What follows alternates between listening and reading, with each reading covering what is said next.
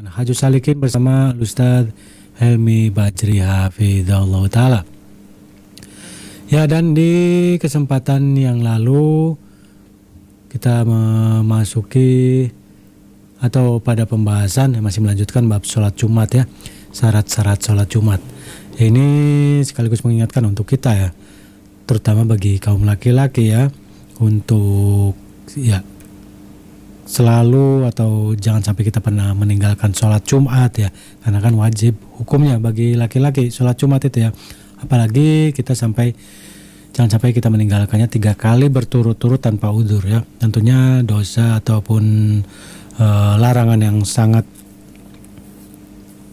besar sekali untuk dilakukan ya. Dan kita juga selama melaksanakan sholat Jumat ya, tentunya ada syarat-syarat yang harus kita penuhi tentunya agar sholat yang kita lakukan bisa sesuai ya, bisa mendapatkan pahala juga dan diterima oleh Allah Subhanahu wa Ta'ala. Oleh sebab itu, untuk syarat-syarat sholat Jumat ya, kita wajib untuk mengetahuinya juga, untuk belajar ya lebih mendalam lagi, terutama agar kita dalam melaksanakan sholat ya, salah satunya sholat Jumat ya, bisa melaksanakan dengan sebaik-baiknya dan juga tidak sia-sia begitu saja. Barakallahu fikum.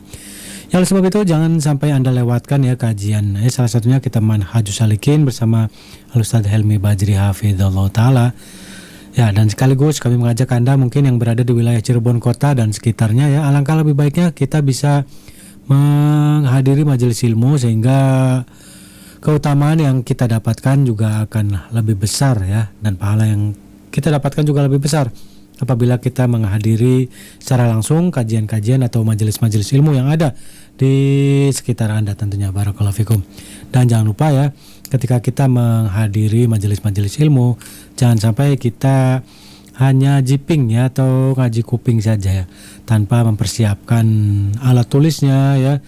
Ya, karena kita tahu ya keterbatasan dari daya ingat kita. Mungkin di saat itu kita masih bisa mengingat apa yang disampaikan oleh para asatidz kita, hafizahumullah. Namun ketika kita keluar dari majelis ataupun setelah selesai dari majelis ya, tentunya banyak sekali isi-isi ataupun faedah-faedah yang disampaikan, banyak sekali yang terlewatkan atau lupa mungkin ya, sehingga nanti ketika kita ingin menyampaikannya kepada keluarga kita, kepada teman-teman kita ya, mungkin ada bagian-bagian yang tidak kita ingat ya.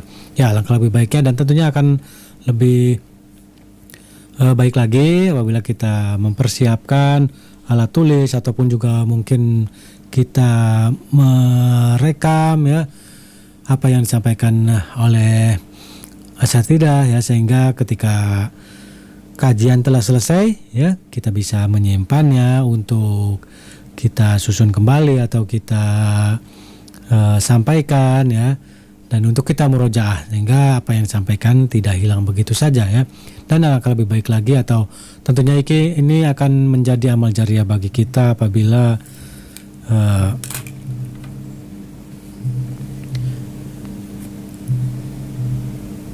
ya, baiklah, kita akan langsung dengarkan kajian bersama Ustadz Helmi Badri Hafizahullah Ta'ala. Ya, dari studio kami yang bertugas mengucapkan selamat mendengarkan. Barakallahu fikum.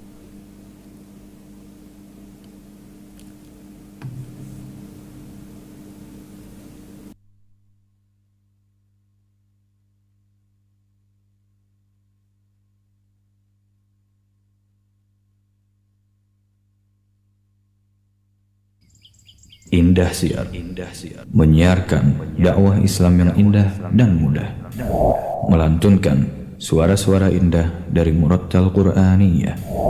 91,8 FM Radio Indah Siar, siaran dakwah indah Ahlus Sunnah wal Jamaah.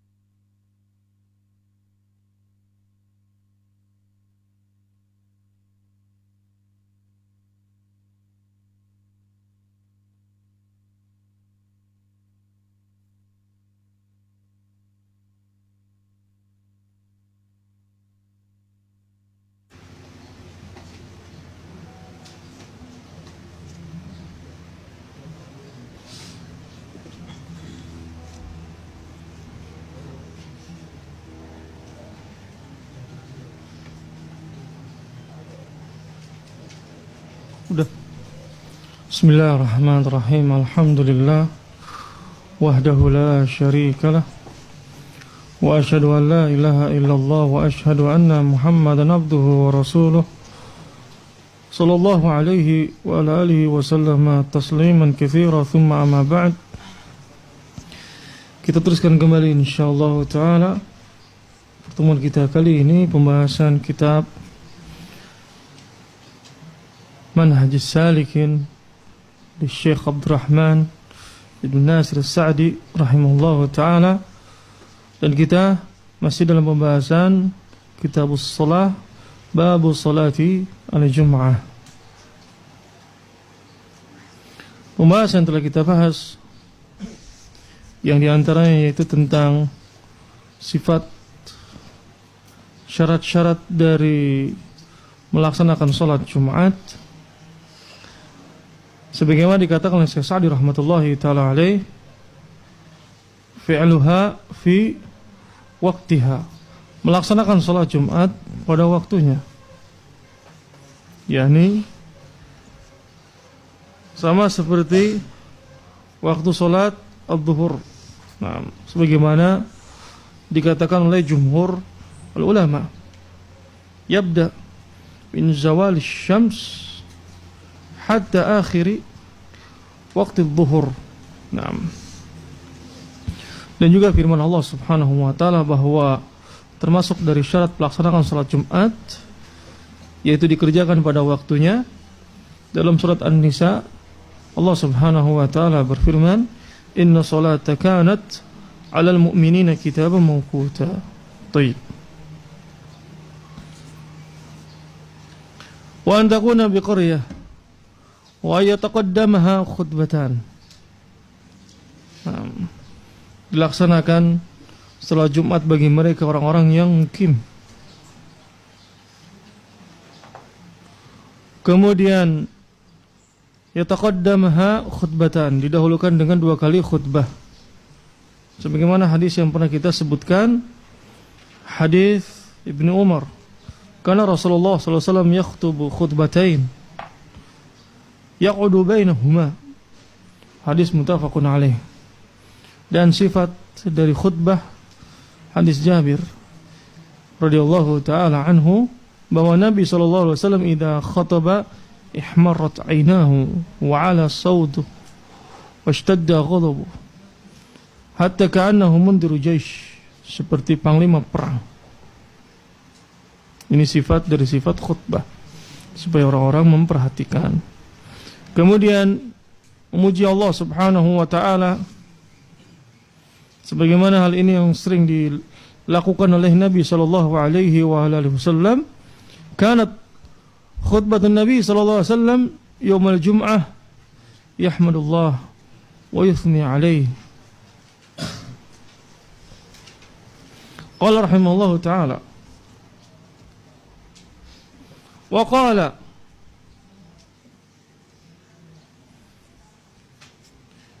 inna tula salati ar-rajul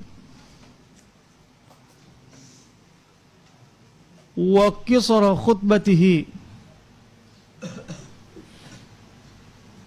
ma'innatun min fiqhihi. Hadis rawahu Muslim. Naam.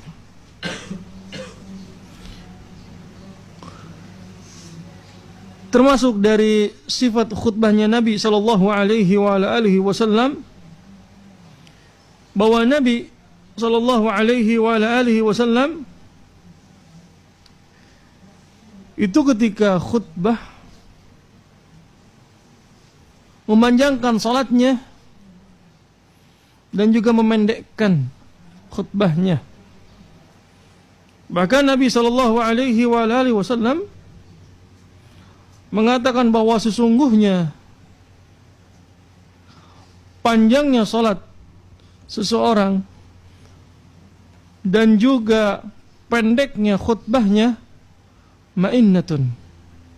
Ini menunjukkan dalamnya pemahaman dalam agamanya.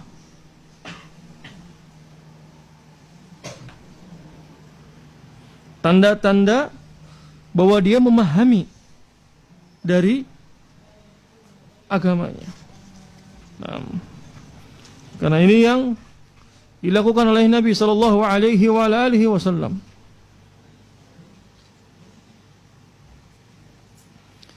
Dan para ulama menyebutkan bahwa sesuatu yang disunnahkan, memendekkan khutbah dan memanjangkan salat, nah di sini hukumnya sunnah, karena seseorang apabila memanjangkan khutbah, maka hal ini bisa menjadikan orang-orang merasa bosan atau lemah, atau mereka dikarenakan panjangnya tidak bisa mengambil faidah apa yang telah disampaikan khatib sedang berkhutbah. Sehingga apabila mereka tidak merasa bosan, tidak merasa lemah, dan juga agar mereka bisa mendapatkan faidah dari khutbah Jumat, maka disunnahkan untuk memendekkan khutbah dan juga salat memanjangkan. Dan dari sifat khutbah Nabi sallallahu alaihi wasallam sebagaimana di dalam hadis Jabir bin Samurah radhiyallahu taala anhu. Jabir, beliau mengatakan bahwa khutbahnya Nabi sallallahu alaihi wasallam, saya ulangi, Jabir mengatakan, saya salat bersama Nabi sallallahu alaihi wasallam dan salatnya itu dipendekkan dan khutbahnya juga dipendekkan. Nah, Al-Hafidh Ibnu Hajar rahmatullahi taala alaih, beliau menyebutkan dari hadis Nabi sallallahu alaihi wasallam dalam hadis Jabir bahwa salatnya Nabi sallallahu alaihi wasallam itu qasdan dan juga khutbahnya qasdan. Al-Habib Ibnu Hajar bahwa al-qasd di sini al-wasat, pertengahan. Salatnya di sini pertengahan, khutbahnya juga pertengahan. Tidak pendek, tidak panjang. Bahkan disebutkan bahwa Nabi sallallahu alaihi wasallam beliau tidak memanjangkan mau'idhah ketika hari Jumat. Innama hiya, akan tapi itu yang disampaikan oleh Nabi sallallahu alaihi wasallam adalah beberapa kalimat yang yasirat.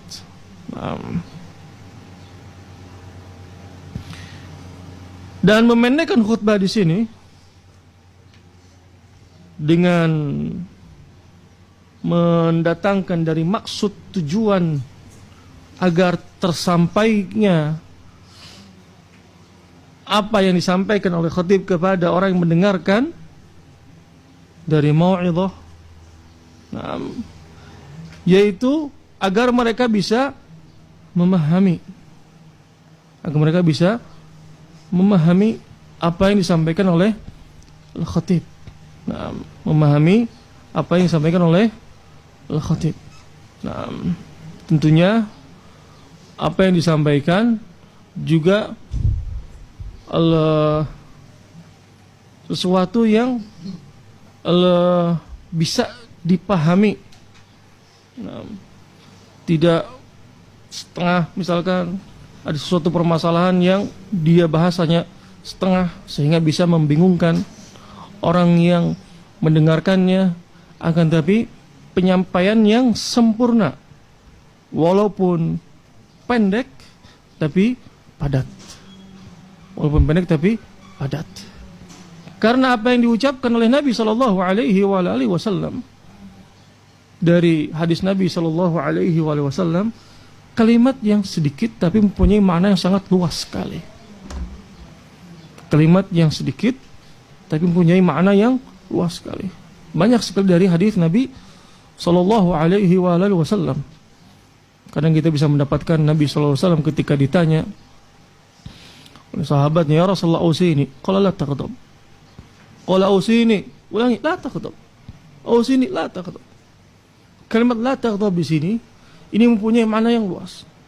Karena kemarahan termasuk dari sesuatu yang bisa mendatangkan amarah-amarah sehingga seseorang lepas kendalinya, dan juga yang lain sebagainya, sehingga mempunyai makna yang sangat luas sekali.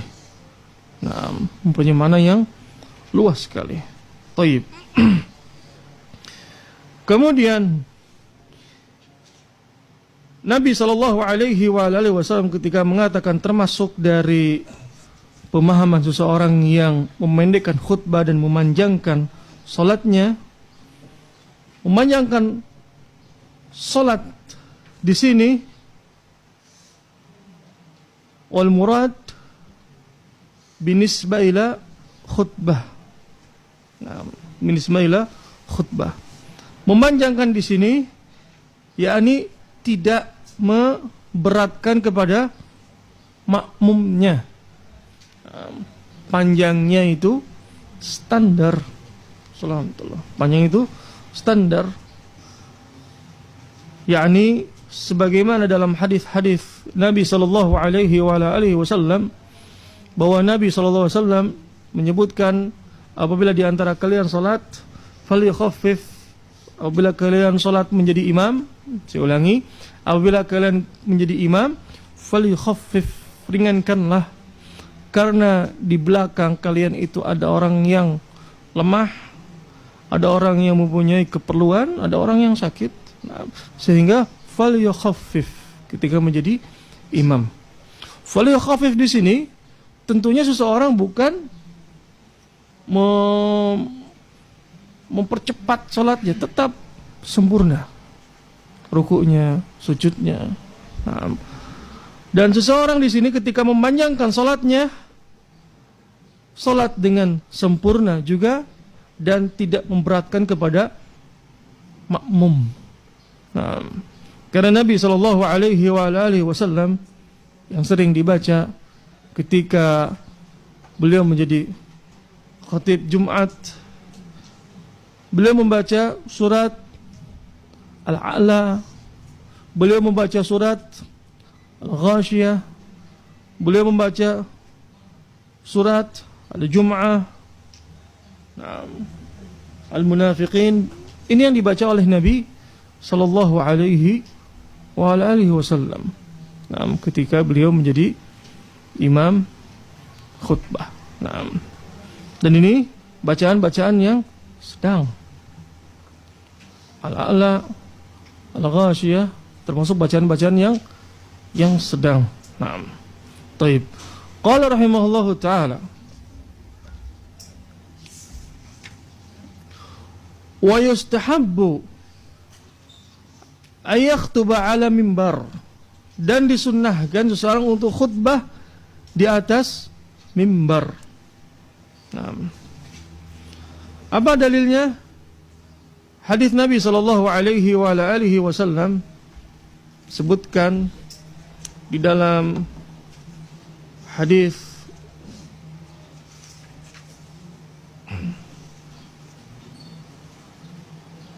Jabir bin Abdullah radhiyallahu taala anhu bahwa Nabi sallallahu alaihi wasallam ketika beliau khutbah ada batang pohon kurma, beliau jadikan tempat untuk bertelekan di situ. Kemudian ketika dijadikan mimbar, dibuatkan oleh salah satu sahabatnya dari Ansar, kemudian batang pohon kurma tadi yang biasa dijadikan Nabi bertelekan tadi menangis. Kemudian Nabi SAW turun.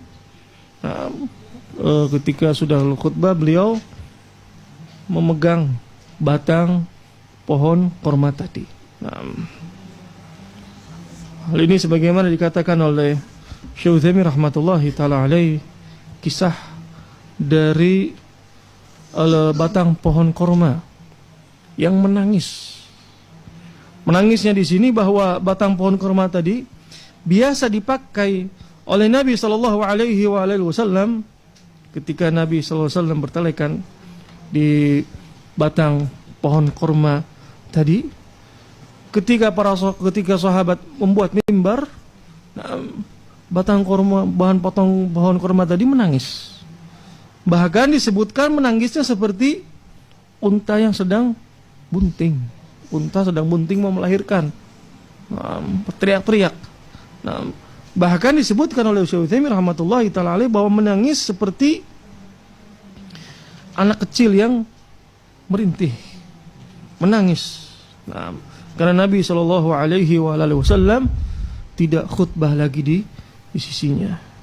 Kemudian batang pohon korma tadi terdiam ketika Nabi Shallallahu Alaihi Wasallam datang dan memegangnya. Di dalam hadis Ibnu Umar radhiyallahu taala anhu disebutkan bahwa kana Nabi sallallahu alaihi wasallam yakhtubu ila jid'in, yakni batang pohon korma situ, falamma takhadha mimbar tahawwala ilaih. Kemudian ketika dibuatkan mimbar oleh salah satu sahabatnya, Nabi pindah ke mimbar tadi. Dan batang pohon korma tadi menangis. Dan Nabi mendatanginya, famasaha yadahu alaih.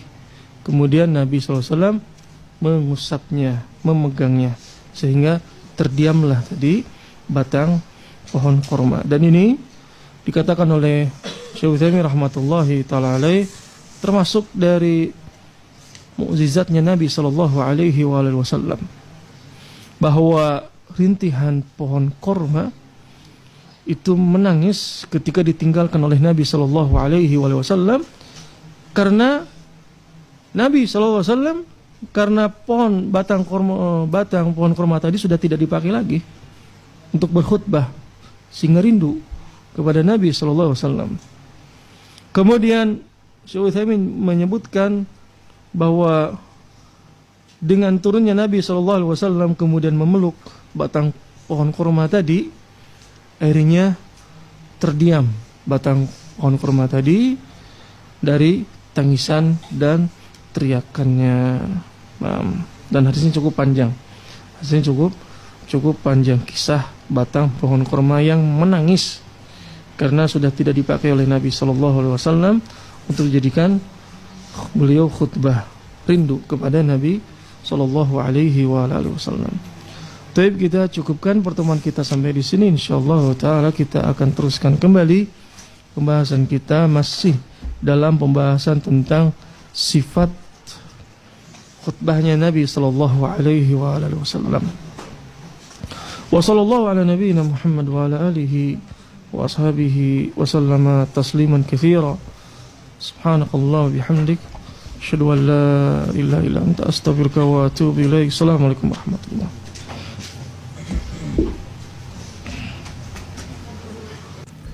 Innal hamdalillah nahmaduhu wa nasta'inuhu wa nastaghfiruh wa na'udzu billahi min shururi anfusina wa min sayyi'ati. Indah Siar menyiarkan dakwah Islam yang indah dan mudah, melantunkan suara-suara indah dari Murattal Qur'aniyah. 91,8 FM Radio Indah Siar, siaran dakwah indah Ahlus Sunnah wal Jamaah. Ya, masih di 91,8 FM Radio Indah Siar, siaran dakwah indah Ahlus Sunnah wal Jamaah. Saudara pendengar, semoga dirahmati Allah Subhanahu wa taala dimanapun Anda berada. Terima kasih jazakumullah khairan keseruan kepada Anda semua yang masih tetap setia mendengarkan serta mengikuti acara-acara kami di kesempatan pagi hari ini, di edisi hari Kamis tanggal 23 Muharram 1445 Hijriah atau yang bertepatan dengan tanggal 10 Agustus 2023 Masehi. Ya, dan baru saja kita sama-sama mendengarkan satu buah kajian ya, live atau langsung dari Mahadi Sunnah Cirebon bersama Ustaz Helmi Bajri Hafizallahu Ta'ala. Kita Manhajus Salikin pada pembahasan masih melanjutkan pembahasan atau bab salat Jumat, sifat khutbah Nabi. Semoga apa yang beliau sampaikan di dalam kajian tadi bisa memberikan faedah serta manfaat bagi kita semua, dan jangan lupa untuk mengikuti kelanjutan dari kajian Kitab Manhajus Salikin ya di lain kesempatan. Barakallahu fikum. Ya, kita menantikan acara selanjutnya. Ya, namun sebelum itu kita akan kembali dengarkan atau kami akan sajikan kembali ke ruang dengar Anda semua beberapa selingan serta jeda berikut ini untuk Anda semua di kesempatan pagi hari ini. Semoga menjadi penyemangat bagi Anda dalam beraktivitas di pagi hari ini. Ya, tetap di 91,8 FM Radio Indah Siar, siaran dakwah Indah Ahlussunnah wal Jamaah. Kita ikuti acara selanjutnya dari studio. Kami yang bertugas mengucapkan selamat mendengarkan. Barakallahu fikum.